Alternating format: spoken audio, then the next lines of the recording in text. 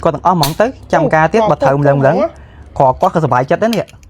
nơi bang chật pram khai tiết cứ chập bị khai tổ la cho năm pipon một phay pram mũi to tứ Campuchia đừng lên miền rục von một tố lán lùi sót sai cỏ mía tiền là vén khăn đố rục von luồng chất rục von đồ sạ bía đồ phê xạ pi cướp cờ voi cầm bóng cầm đột đột sạ bía nâng phê xạ cướp bọc phêนี่ไปตามสิ่งใดในนอมระบบกระทรวงเศรษฐกิจนึ่งให้รันวัตถุได้เจ้าฮัตเลขาโดยอุปนายกรัฐมน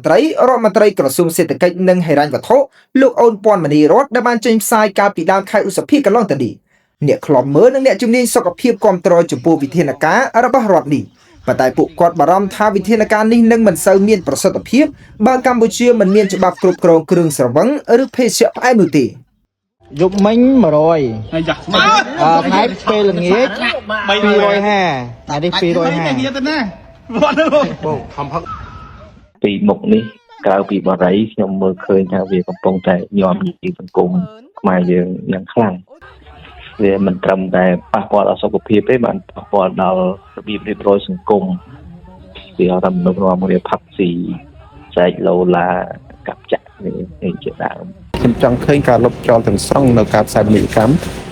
មិនមែនត្រឹមតែលើគម្រោងកំពុងទេបាទពីព្រោះវាប៉ះពាល់ខ្លាំងណាស់ដល់សុខភាពសាធារណៈបាទរាល់ដងគឺ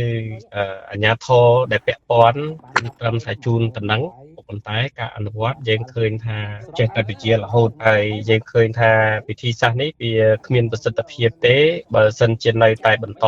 អនុវត្តតាមគំរូចាស់បែបនេះមានន័យថាมันអនុវត្តឲ្យចេញជាលទ្ធផលជាក់ស្ដែងហើយយើងចង់ឃើញការអនុវត្តច្បាប់ជាជាងការបញ្ជាក់ឲ្យបញ្ជាក់ទៀតបាទវាជារឿងមួយដែលល្អប្រសើរដែរដែលខាងក្រសួងពាក់ព័ន្ធដែលបានលើកឡើងបែបហ្នឹងទី1កាត់បន្ថយការនៅជំងឺមិនឆ្លង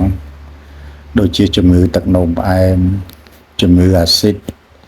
ជំងឺលៀងកលៀនថ្ងៃក្រោយបាទប៉ះពាល់កលៀនប៉ះពាល់តម្រងនោមហ្នឹងនេះ22ម៉ឺនមកកែនេះត្រូវ22ម៉ឺនពុកម៉ែបងប្អូន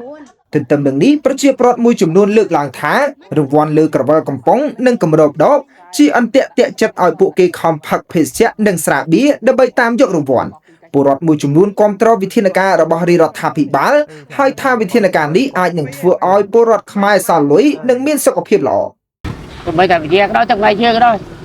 មកមាន9មកខ្ញុំចង់ហូបតែអត់9ខ្ញុំចង់ហូបទៀតព្រោះថ្ងៃហូបតែបីតែចង់បាន9ហ្នឹងក៏លោកស្នាយើងបានឡានបានម៉ូតូអីចឹងណាជាមួយលុយហ្នឹងទៅបើយើងនៅតែបន្តការដាក់រង្វាន់ភាគច្រើនបងប្អូនយើងគឺបន្តតែហូបមានរង្វាន់ណាមួយអ្នកខ្លះដូចថាគេតាមរង្វាន់អីចឹងបងដូចប៊ីយ៉ាអញ្ចឹងរាល់ថ្ងៃបងក៏ឃើញអញ្ចឹងណាគេថាគេហូប3កំប៉ុងមកឬត្រូវទៅវិញ4 5កំប៉ុងអីវិញអញ្ចឹងទៅដល់អញ្ចឹងបើសិនជាអាចឈប់ដាក់រង្វាន់ទាំងអស់គឺល្អបំផុតបងព្រោះអីវាទី1គឺចំណាយច្រើនដល់អញ្ចឹងគាត់អាចកាត់បន្ថយបើថាគេបិទឲ្យឈប់មានរង្វាន់ការយើងហូបចុកហ្នឹងយើងកាត់បន្ថយមកវិញបងវាអត់អស់ច្រើនគេសង្កេតឃើញថាកម្ពុជាជាសង្គមមួយដែលក្រុមហ៊ុនផលិតគ្រឿងស្រវឹងនិងភេសជ្ជៈផ្អែមអាចផ្សព្វផ្សាយផលិតផលរបស់ពួកគេតាមចិត្តចង់គេដាក់រង្វាន់គេបង្កើតកម្មវិធីសប្បាយប្រកួតផឹករហូតដល់មានក្រុមហ៊ុនស្រាបៀរខ្លះជួលតារាផ្សាយអួតថាផឹកស្រាស្រវឹងស្អែកឡើងស្វាងចេះឬមានអនាគតភ្លឺថ្លាជាដើមកម្ពុជាក៏មិនទាន់មានច្បាប់គ្រប់គ្រងគ្រឿងស្រវឹងដែរដោយការនេះធ្វើឲ្យមនុស្សគ្រប់វ័យអាចទិញគ្រឿងស្រវឹងបានទាំងអស់ឲ្យតែមានលុយក្នុងដៃ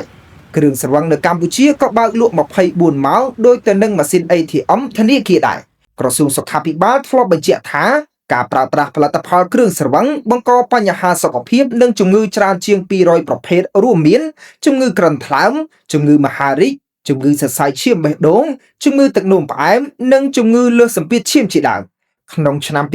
2025តួលេខនៃជំងឺមិនឆ្លងដែលគេដឹងថាមូលហេតុនៃជំងឺទាំងនេះអាចមកពីអ្នកជំងឺផឹកគ្រឿងស្រវឹងនិងគ្រឿងផ្អែមបានហក់ឡើងគួរឲ្យកត់សម្គាល់បើធៀបទៅនឹងឆ្នាំ2024របាយការណ៍របស់សភាជាតិកាលពីដើមខែមេសាកន្លងទៅបានបង្ហាញថា